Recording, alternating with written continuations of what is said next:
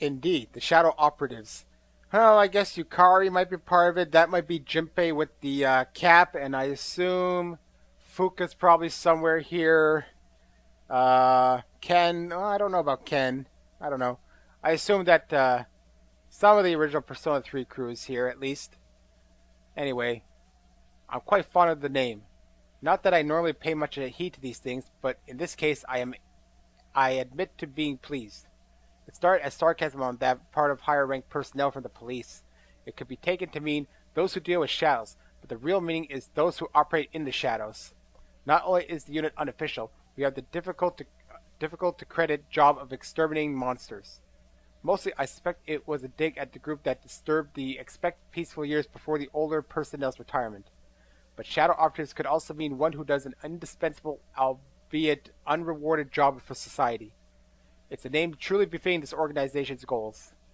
We're approaching the first anniversary of the Shadow Operatives establishment. Though we're still at the level of basic investigation laying groundwork, it seems a full-scale case has arisen. Fighting is not our first option, but I'd be more reassured with you there. We have a general idea of where it was taken, the Inaba area, where there were reports of suspected shadow activity last year. Good as it is to hear from an old, reliable friend, I limit the call to a quick exchange of information. I'll send you the precise location later. Sorry to call when you've just returned from a trip, but I'm relying on your assistance. So we're finally hearing Mitsuru's point of view, I guess. I close my cell and turn towards my colleague. He's only just returned and he's going directly to the location from the airport. Akihiko never changes.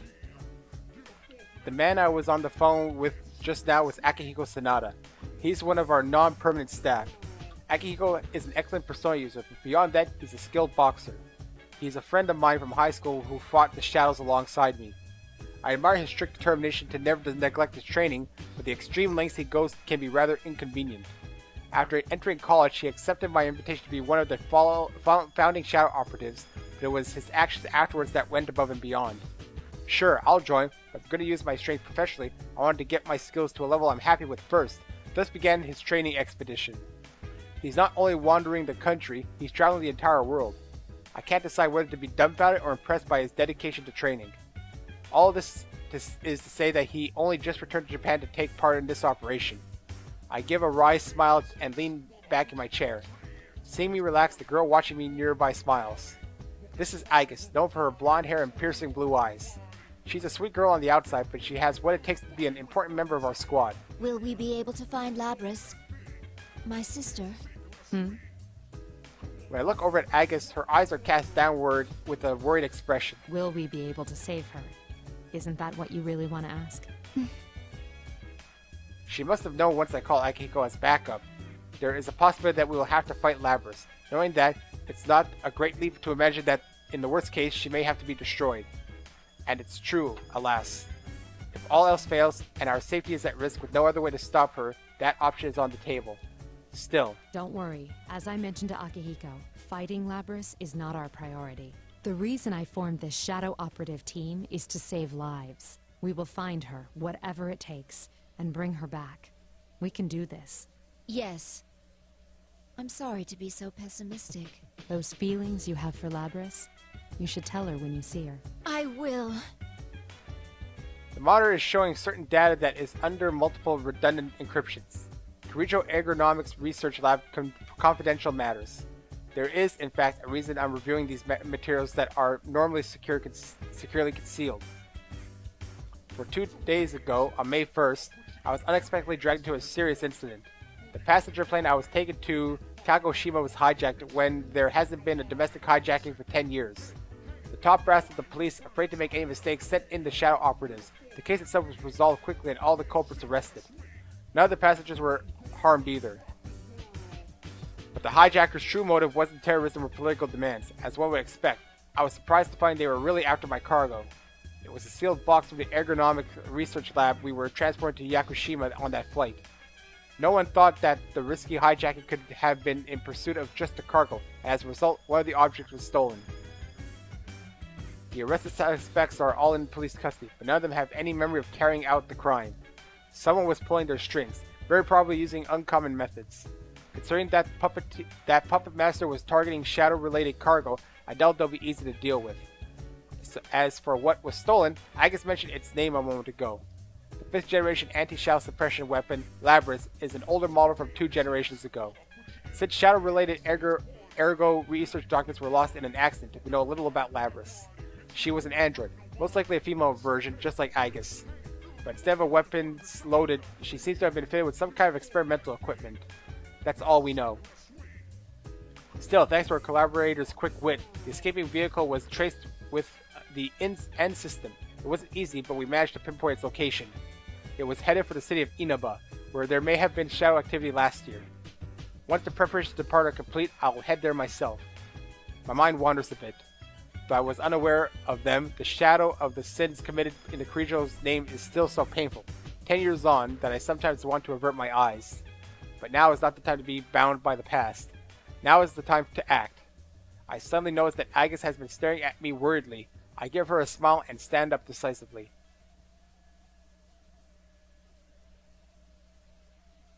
And then we're going to get some redundancy in the story, aren't we? I'm more interested about Mitsuru inside the TV. Welcome to the Velvet. I'm kidding. We're pulling up to the Yasu Inaba, the central town of Inaba. Though it's the central town, the main street seems nearly deserted, and there's virtually no activity to be seen through the car windows. It was confirmed that the vehicle transporting Labrys was abandoned here. Our first move would be to confirm the situation. Or so I thought. I attempt to ignore the rude stares of people trying to get a look inside the car, focusing instead on the scent of my tea. People keep crowding around when we park. We've had to move it a number of times already. We didn't get a moment's peace until the car had reached the junkyard on the outskirts of town. As I tried to keep from sighing, Aegis speaks up from her seat in the front of me. Mitsuru-san, our activities are supposed to be undercover, correct? Yes. For undercover missions, it will be necessary to keep all personnel and vehicles from being noticed. Right. Mitsuru-san, may I say something that I've been meaning to say for a while now? No. Understood.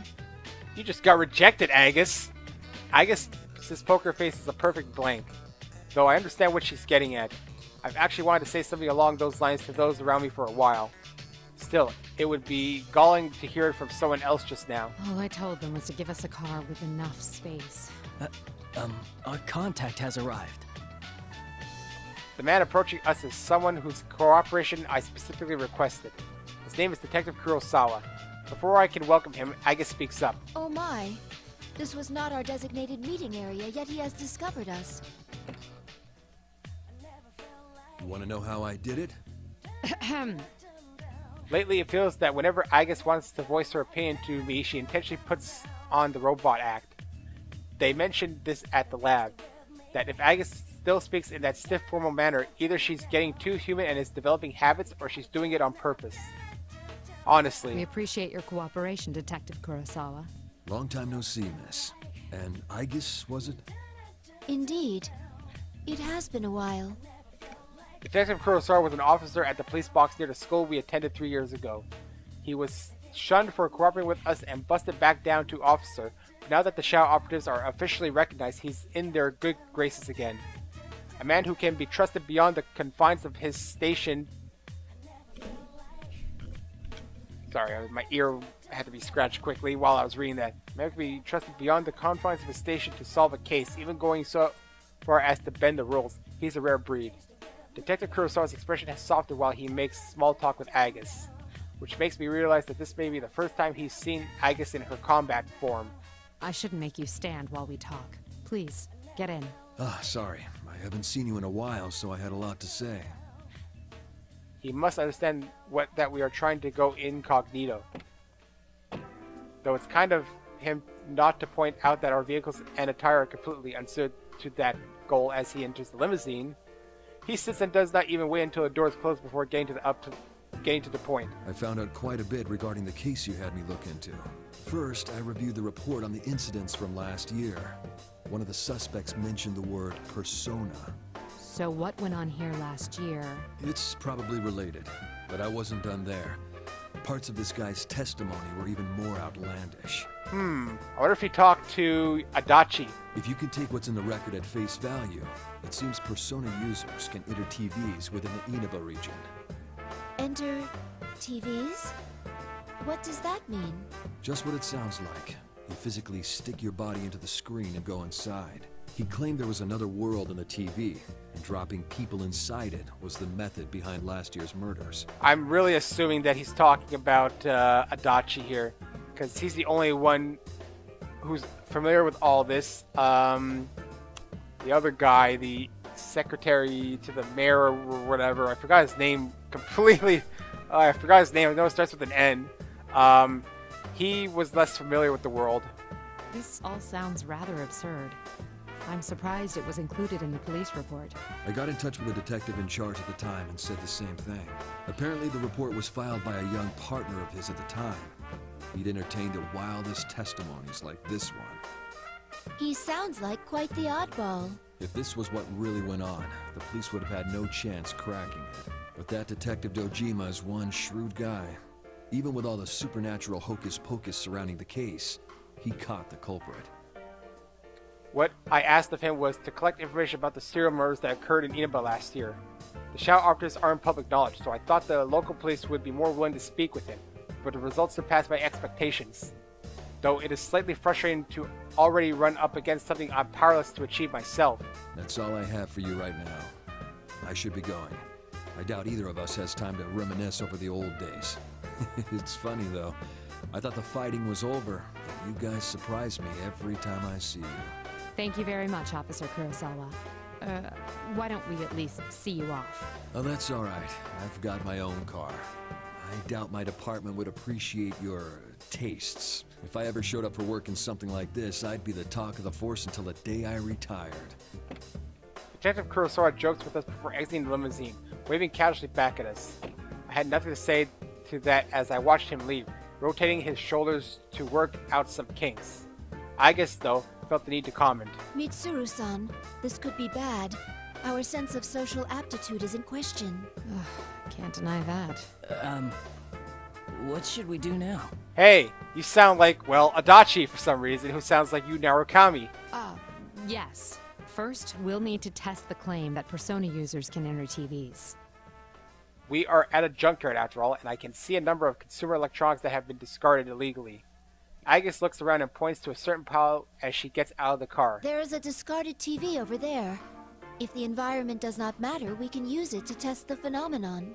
Wait, Agus. Don't worry. I'm just going to touch it. That's not what I was worried about. Agus isn't wearing anything like a disguise, and... No, I'm overthinking things. Or this. We've already attracted enough attention. Even if we leave now without doing anything, our pictures could still end up on the internet. Let them gossip about the strange people in the funny clothes. It'll become some urban legend. My mind is made up. I step outside wearing my special equipment. Once Agus sees that I followed her, she gives a small nod and stretches her hand out towards the screen. Amazing! Her hand. It's inside the TV screen. But the screen itself seems undamaged. Agus's hand is swelled up to her wrist as if she put it into a bucket of water. Interesting. It's exactly as the police report said. What's it like inside? Do you feel anything? Not particularly. No. Wait a moment. It's the same as mine. It's hard to say definitively since this is my first encounter with it, but I believe this reading is from a personality module. Does that mean our retrieval target is inside the TV? Huh. Sounds like fun. That voice from above. Sounds very familiar. But all I see in the direction from where it came from is a man in an outlandish red cape. I hesitate for a moment. Could it be? Is that Akihiko? The man leads from the stacked tower of TVs like an acrobat. You didn't show up at the rendezvous point, so I went looking and found you here. This whole TV thing is pretty interesting. In spite of myself, I bury my face in my palm. Akihiko, what on earth are you wearing? Just what were you doing overseas? Didn't I tell you that I was on a training expedition? Don't tell me you came here from the airport like that. Does the concept of keeping a low profile mean nothing to you? Mitsuru-san, I believe we have lost the right to complain about that. That's it. I'm never mentioning the subject of our appearance again. Anyway, we can go inside from that TV, right? What are we waiting for? Still the same Akihiko.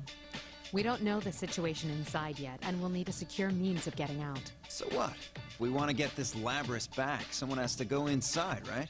Well, that's... Our target hijacked a plane to throw her into a TV in this town.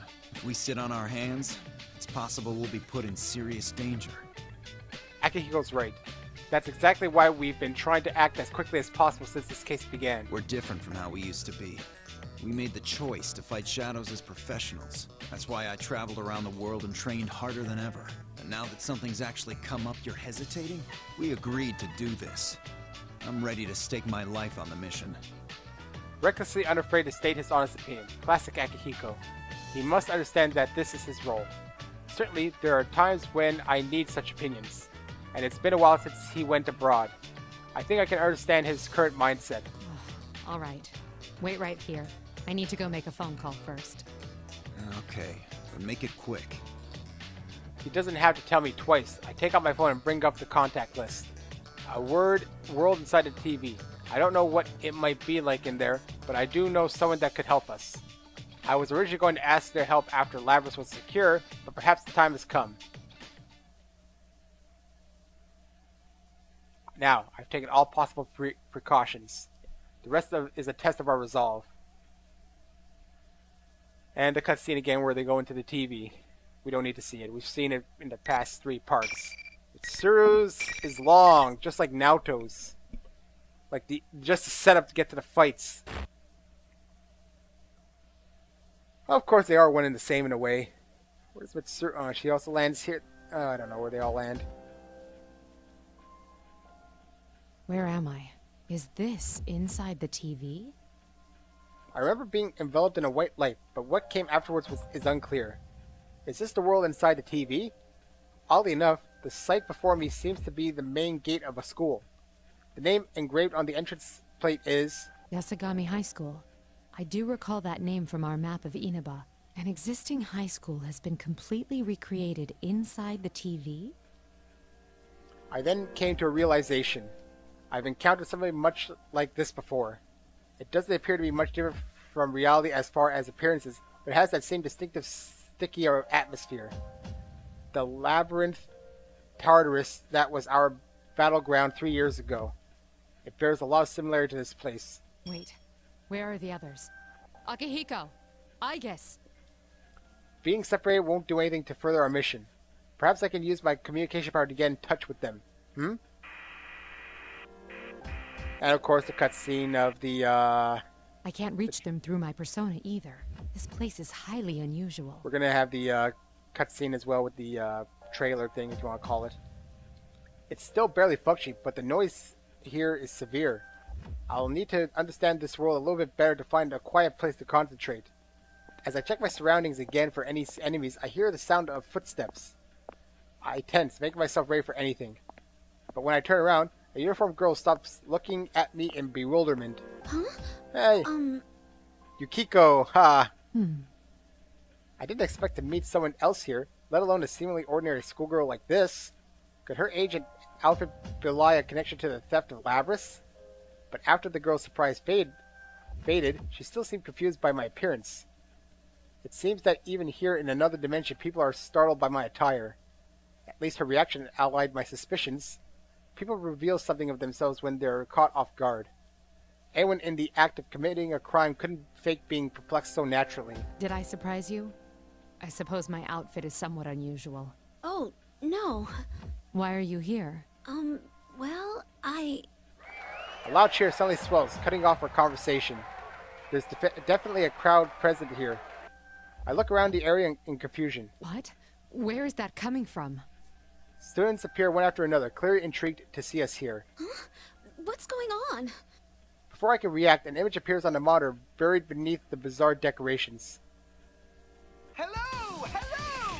This is General Teddy, your benevolent dictator! And I, Rosette, am your commentator. It's time for the next round in the P1 Grand Prix. Are you ready to fight? P1 Grand Prix? Fight? Suddenly, on the one in the ridiculous costumes queue, smoke pours out around us. A spotlight shines from somewhere directly upon me. Ugh. I instinctively raise my arm to shield my eyes from the harsh light. It feels like I'm being displayed for an audience. And who do we have for Yuki-chan's opponent this time? Ooh!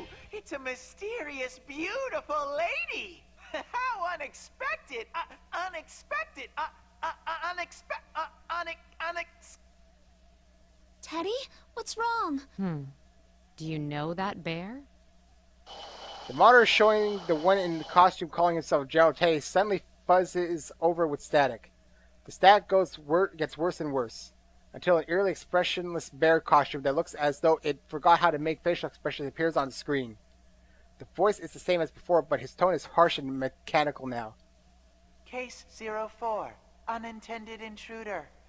Entering elimination process. What is that supposed to mean? Ugh. What's going on? As soon as the abnormality registers, I feel a bizarre noise that's like something scratching against my whole body. Was that some kind of an attack? It didn't seem to have any effect on me, but the girl standing beside me underwent quite a change. You? Who do you think you are, showing up alone like this? It's no use trying to talk your way out of it. There's nothing to discuss. You don't even try to understand anyone anyway. If you want to wall yourself off from everyone, I'll be happy to end your lonely life here. You see? Yukiko's voice seems different again. Like, this one seems normal, how she normally sounds, while the other time she sounds very different in her expressions. The girl's face distorts with hatred as she spits her words at me. It's a far cry from her earlier demeanor. It's as if she's a completely different person. And that's not all. Understandably, she seemed not to know me before, but now she speaks as if she does. What is this? Could this be the effect of the noise I sense? You won't be so smug for long. Come, Konohana Sakuya. A persona? The girl spreads the fan in her hand, and with a flash of light, a persona manifests. How careless of me. I should have accounted for this possibility as soon as I saw her here in this world. We won't be settling this peacefully, I see. In which case... I ready my evoker and concentrate. To me, Artemisia. You still use your evoker? Power rises from within me, and the sensation of my limbs tells me that my persona has emerged. But my hand holding the evoker is still at my side. My persona. Did it just appear without the use of my evoker to trigger it? Did I summon it only by thinking? Theoretically, one doesn't need an evoker to summon one's persona. I didn't have one the day my persona first manifested, and I've done without one several other times as well. But never before have I summoned it so easily without any special concentration. It's as if my consciousness is reaching far beyond the boundaries of my body. By way of analogy, it feels like being able to control the wind with my fingertips. Could it be because of this world is special? The girl's voice brings me back to this situation at hand. Which reminds me, the girl doesn't seem to use any special implements to summon either. A persona user. Fine. I still won't lose. Sorry, but I won't be defeated either. Ooh, fire versus ice. That's an interesting combo. I swear Yukiko has two voice actresses in this game. It can't just be that she sounds completely different in one point and another. She has to have a different one. That's how I see it. It's like they could only get her for like half the game and then they had to get someone else to replace. Please correct me if I'm wrong though. Finally. Okay. Fighting with Mitsuru should be interesting considering she's got the fast sword moves. I could just keep spamming like so. But she's also got her fan there. Which doesn't help in a way. That's an interesting one. We're shielding everything. There we go. At least I got the final hit. There we go. Alright, countered somehow. Persona break. There we go. Not too bad. Alright, it's over. Time to leave. Not too bad. Mitsuru's got that damn sword that now can be used to my advantage. But will I face someone who will give me a disadvantage? How can Mitsuru have a disadvantage? That's what we'll find out. Well, she'll fight Naoto, probably. Once the battle ends, the monitor nearby switches on. An irregularity has occurred. Multiple intruders detected. Emergency. Intruders are persona users. Due to difficulties in elimination, they will be acknowledged as valid targets. He obviously refers to myself and the others. Does he mean that he's going to adjust his tactics for dealing with us to our various strengths? The way he said that seems like a bad omen. Valid targets. I understand that we're considered to be intruders, but what did he mean by that? It seems we're part of the tournament now, but what was the enemy's original plan? The monitor screen fuzzes again. Once more, it shows the costume person as he originally appeared. Geez, you need to let me know if you want to get in on the fun. But this is a unique situation, and you're one hot mama, so I'll make an exception. Just keep putting on a good show in your next bout, too. Who are you? Why don't you take off that strange costume and show your face? Hey now, I don't think a lady walking around in a cat suit like yours can talk to me about my bear suit. Enough with the questions. Move on. Again? Yet another person hung up on my outfit? It's unlike me to let the enemy's words get under my skin. The monitor switches off with those cheeky words. Is that costume thing the one who stole Labrys? If so, then what's the purpose of this bizarre tournament? Fine. I'll get a read on your location. I quickly link my communicator and persona. Some personas are more suited to operational support than direct combat. In my case, though, that power is secondary. We normally have a persona user who specializes in that role, but some specialized equipment I can get by. I focus my consciousness and send it drifting throughout the surrounding area. The enemy must think he's keeping an eye on us, but he'll learn soon enough that he's not the only one with the bird's eye view of the situation. But before the layout of this place becomes clear, an unexpected change occurs around me. The moment I use my power, noise runs through the students that have been spectating. In an instant, they turn into something like silhouettes that barely have human shapes. It seems their true colors have been exposed. Are they not human? What? Were they shadows? If they were, I don't sense any hostility from them. Were they just set dressing that thing in the costume prepared?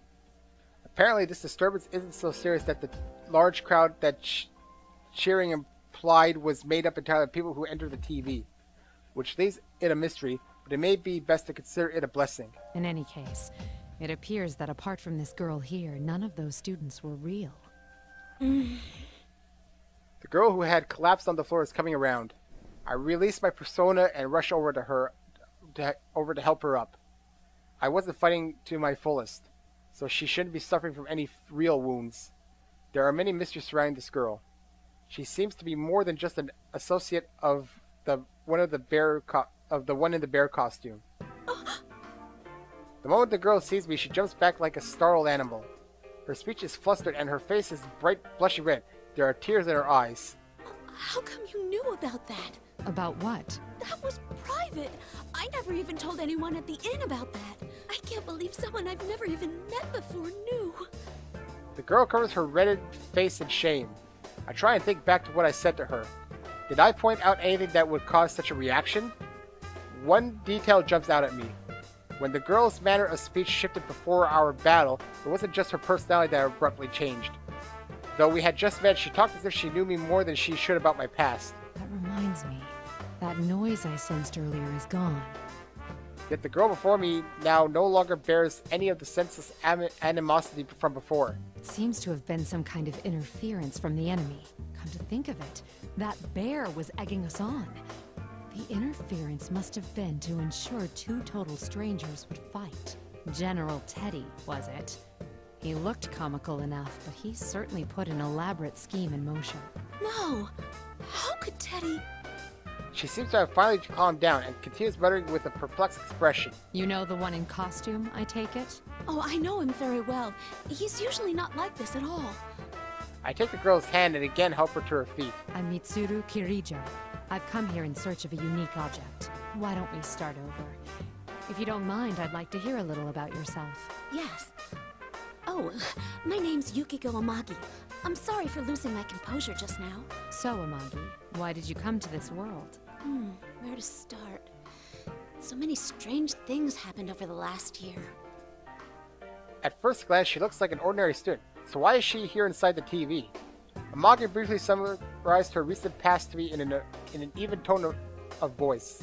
According to her, this world was prominent in a serial murder case last year. She and her friends awakened to their personas while investigating the case and eventually solved it. At the case's conclusion, this world formed by people's thoughts returned to its original state. None of this contradicts what I learned from the detective Kurosawa. A realm inside a TV, formed by people's thoughts. It sounds absurd, but that would explain the incongruity I sensed when I used my persona. We thought the case had been solved, but lately there's been another strange program on the air. My friends and I couldn't ignore that, so we came back here. Your friends? Are there others here besides yourself? Yes, I was with 3 other people, but we got separated when we entered. The one in costume and the girl who called herself Rosette are friends of ours too. But they're acting so strangely. So this is not the way they generally behave, then? I can tell from Amagi's reactions that normally she trusts those two implicitly. Considering what the enemy did to her earlier, could they be under its control as well? Either way, it sheds no light on the theft of Labrys.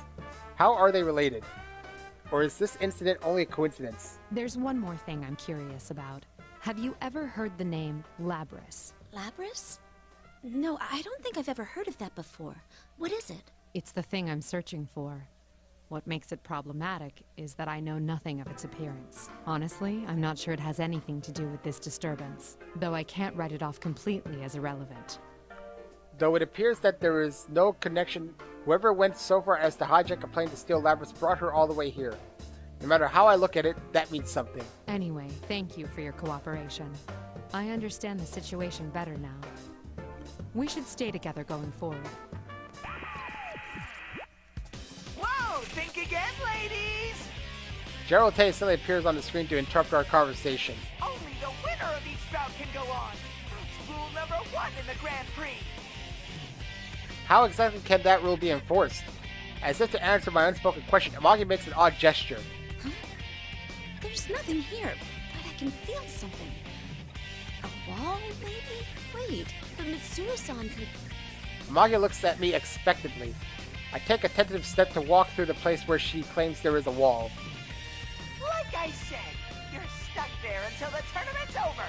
Only winners get to go. Come on, miss. You won. So it's time to barrel forward to the next stage. I must leave the girl alone in this strange world then, though I am uneasy about doing so. Amagi seems to read my thoughts and smiles. Thank you, but I'll be all right. I fought shadows for an entire year too. I can protect myself. I see. In that case, I'll press on and do my best to rescue your friends. If you see them, please tell them I'm all right and they shouldn't worry about me. You be careful too, Mitsuru-san. Amagi smiles resolutely. She's a very strong girl. All right, I'll pass that along. I nod, acknowledging her wishes, and turn my back to walk away. Not only do they tamper with our minds, they prevent us from leaving until the tournament is settled.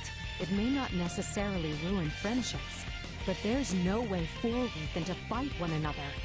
The loathsome trick. It seems the mastermind is intent on us fighting each other. I grip my teeth in anger. Amagi's clear eyes remain in my heart. This operation is no longer just to retrieve Labrys. I make a silent vow as I go. Everyone who has been dragged into this must be rescued. So we know Naoto and Akihiko are probably going to be opponents. But who could be another one? Another dead end. As I step into the school, I realize that these invisible walls are everywhere, blocking off routes that seem open to the naked eye. Why is the thief who stole Labrys gathering persona users in this world? Not having a clear idea of their motivations is aggravating my anxiety. I guess that Akihiko may have been dragged into this Grand Prix as well. If so, we need to compare notes. If all goes well, we may figure out the location of the mastermind behind this that I failed to grasp earlier. After quickly confirming that there are no shadows nearby, I link to my communicator with my persona. I focus my consciousness and send it drifting throughout the surrounding area. Hurts. So lonely. What was that? The presence is faint, and I can't tell where it is, yet I can definitely hear a voice. It seems I could sense it because of my secondary support capabilities, but when I focus harder, it doesn't seem that they're trying to communicate with me. It's more like the words and the intense emotions behind them are seeping out of the room itself, perhaps even from all around me. Eventually the voice becomes clearer. I'm scared. I'm alone. It hurts. Why? Why won't anyone listen? I don't recognize the voice. Perhaps one of Amagi's friends. I didn't ask to be born a machine. How come no one understands? What's the difference between normal people's hearts and mine? A machine? Is that Labrys? I stand up and try calling her, Labrys! Are you nearby? Answer me! but there is no answer. If anything, it's weird because Mitsuru's... That's exactly what happened with the TV world back in Persona 4, where you can hear bits and pieces of what people are thinking. It seems that it's not because the voice's owner is nearby that I can hear her. It's something different from hearing voices with one's own ears. It's true. I focus my senses once again, but I still can't tell exactly where it's coming from. Not yet having a thorough command of the layout here makes it harder to pinpoint. Eventually, the voice fades. Only silence remains. Going by what she said, that had to have been Labrys. Sounds as if her heart has developed further than we thought. Even Aegis, the latest model, required a lot of time and experience to develop the heart she has. So then why does Labrys, who's been sealed from her development up to now, have such an advanced heart? I didn't ask to be born a machine. It pains me to hear that. The anti-shadow suppression weapons.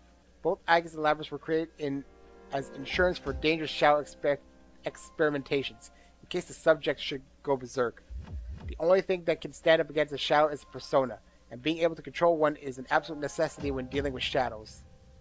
Thus, they were given hearts in order to be able to induce their ability to use personas. But a weapon that has a heart contradicts itself. It was natural for Aegis to face that contradiction. It caused her serious anguish in the past. We can't allow victims like her to be tormented by sins of the past, whether they're human or not. Newly resolved, I press on.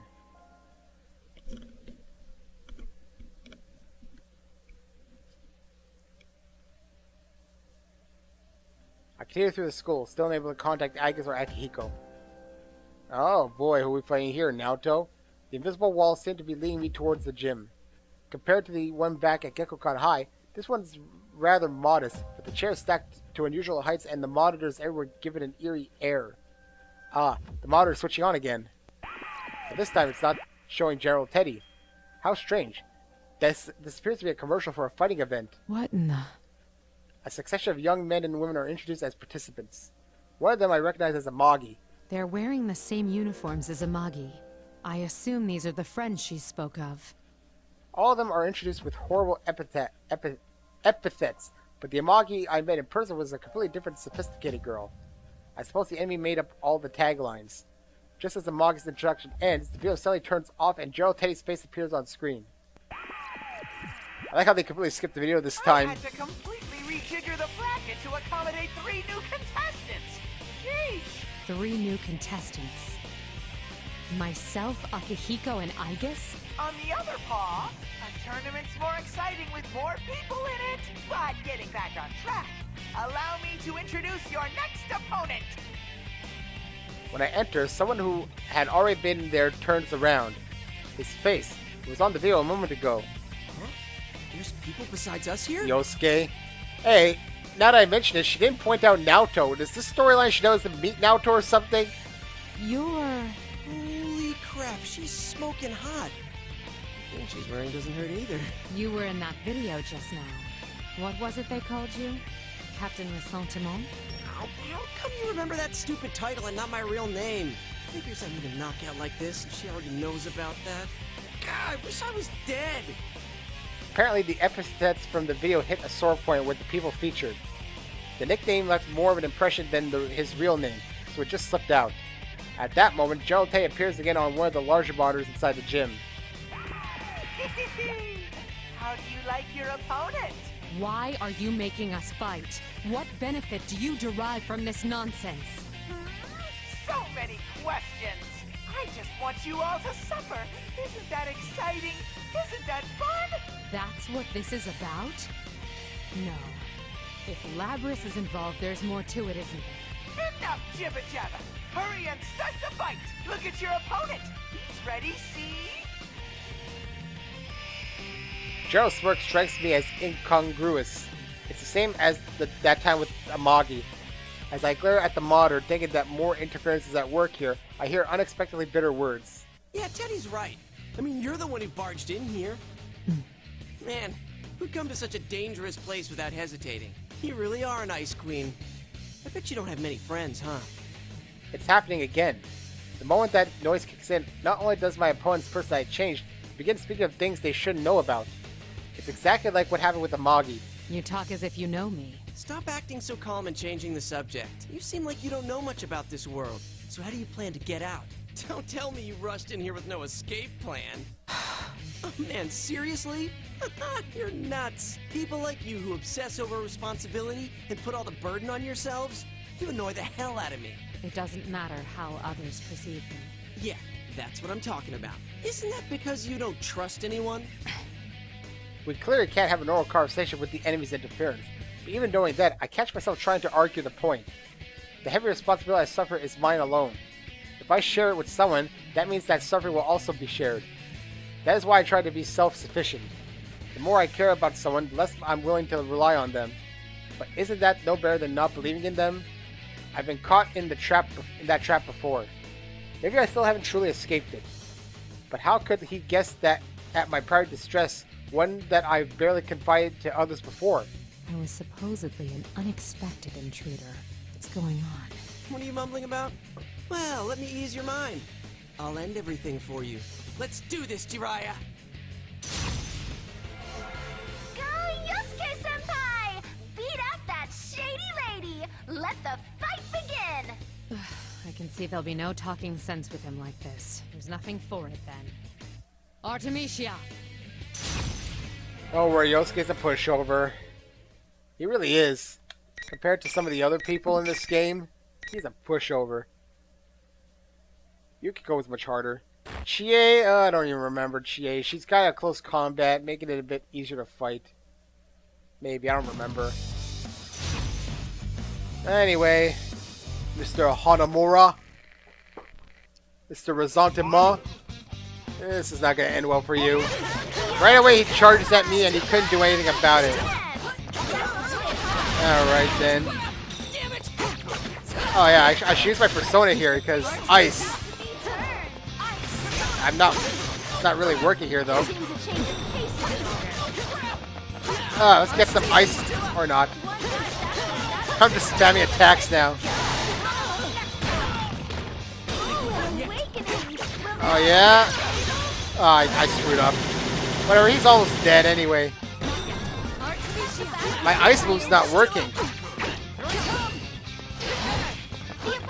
There we go. Granted, it's because I'm probably not doing the right move for the ice thing. It is Bufu and possibly, or Bufula and Bufu dying. And I need to use like the forward and it's complicated. It's not complicated, it's just hard to do in battle, so I stick with the simple stuff. Not like the... Aw, you're so useless, Yosuke-senpai! Unfortunately, the party crasher wins. Sorry, I had to yawn there. The girl in the PA system is rather casual with her insults. Soon after, Gerald Tay appears on the monitor. So strong, miss! I can barely believe how gorgeous and powerful you are! It seems they're not provoking us only to have us fight one another. And their method. Is it more like an illusion they're casting over us, rather than some sort of mind control? Still trying to figure everything out? Switch your brain off and enjoy the Grand Prix already! Sorry, but I'm not some savage who enjoys the suffering of others. And don't call me Miss. My name is Mitsuru Kirijo. Kirijo? You've toyed with us, and I don't take that lightly. I'll make you pay for what you've done. You better be prepared for that. Kirijo! The moment he hears my voice, the face on the bear costume distorts into a mask of hate. You're the one who should be prepared! I'll never let you stop me! The broadcast ends after he flings those words at me. I mentioned my name on purpose. He reacted as strongly to the name Kirijo as I thought he would. I still don't know anything for certain, but I'm increasingly sure that Gerald Tate is related to the circumstances surrounding Labrys. At first, I thought I'd stumbled into an irrelevant side incident, but evidently not. We were meant to come here. Just then, the young man behind me slowly gets to his feet. Ow! Ah, you're awake. It seems now that the battle is settled, the interference causing us both to seem odd has vanished. Hanamura cringes away, frightened. I can't help but shrug. My. Amagi reacted the same way. Were the things that the illusory me said that harsh? Oh, you bet. Wait, what? Illusory? And did you just say Amagi? You meant Yukiko? Yes, before I came here. I was forced to fight her, quite against my will. I explained the situation to him. I also add that she shared information with me on last year's case. That should help prove that I did encounter Amagi. Just on the off chance, I asked Hanamura about Labrys, but he seems to not even know the name. Once we finish speaking, he stands up and places his hand in the air as if touching something there. Only the winner can move on, huh? I'm the only one who can feel this invisible wall thing, so I guess it's true. I'm glad you understand. I was worried you'd doubt me, since I'm a complete stranger. Well, you didn't seem like someone who'd try and trick me. I mean, what's the point? I've lost now, so I can't go anywhere. Indeed. You're very pragmatic. The young man waves away my compliments. Nah, after what I went through last year, I just got used to coming smack up against insane stuff in this world. And Yukiko, my friend you met, she believed in you. So I don't mind trusting you too. I see. I can't help myself from smiling. Their bond seems to be real. I do somewhat envy the way they trust each other without a doubt. That could never have happened unless they had overcome these same trials together. I'd like your opinion on something. What do you think is the objective of this tournament? That General Teddy said it was all in fun, but I doubt it's anything so simple. I've been wondering the same thing, but I don't know. But you know, it might not just be Teddy behind it. I met this weird girl earlier. A weird girl? She was about my age, and she said she was the student council president. It was like she had no idea that she was inside the TV world. That doesn't seem very likely, does it? No, I doubt one could be unaware of such things. It's possible that she didn't come here of her own will. This may be a school now, but it doesn't always look like this.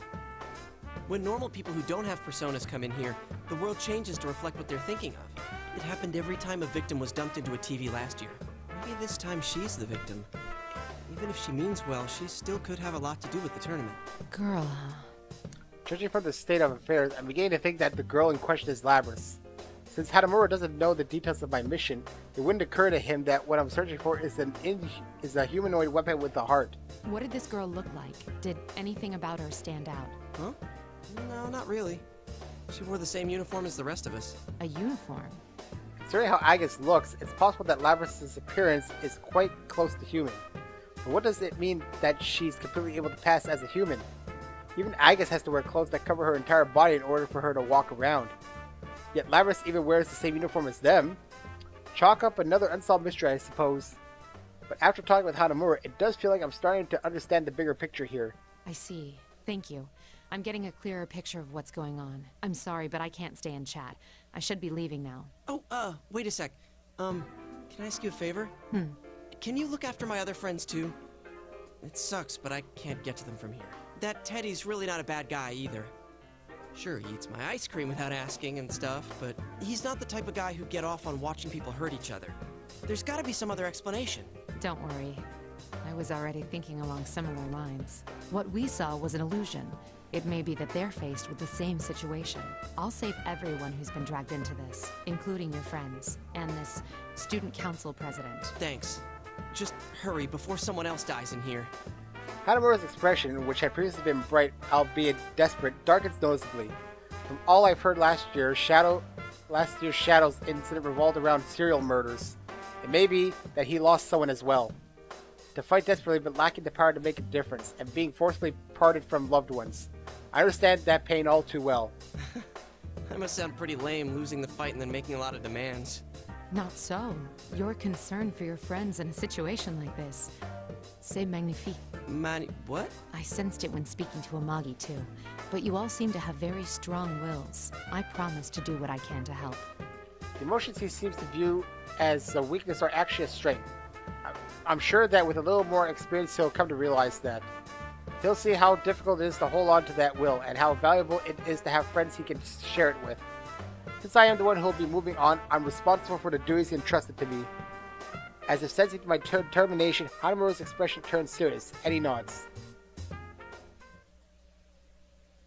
Yes, and I will end it here. I was wondering about the next bookmark, actually, but it seems a bit too soon, I think about it. But that's the end of this part as well. And of course, we're going to continue with Mitsuru's. And after Mitsuru's will be Aegis and then Labrys. That's how I plan to do it. So, see you then.